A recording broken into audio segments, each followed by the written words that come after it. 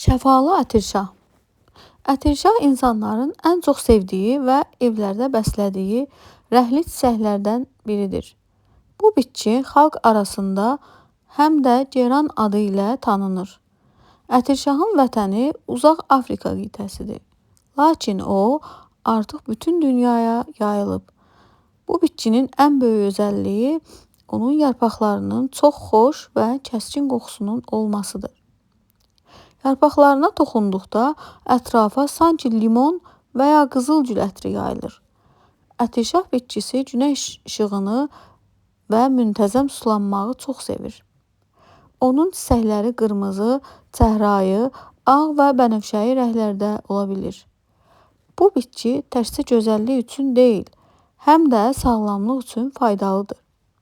Ətirşahın yarpaqlarından alınan yağ tibbdə və ətriyyatda geniş istifadə olunur. Evdə saxlanılan ətirşah havaya təmizlik gətirir və zərərli mikrobları məhv edir.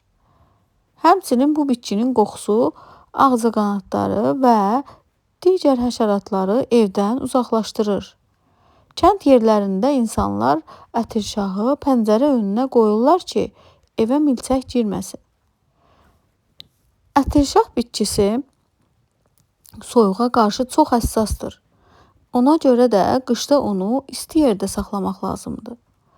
Yarpaqları həm də qulaq ağrısı kimi bəzi xəstəliklərin müalicəsində istifadə edilir.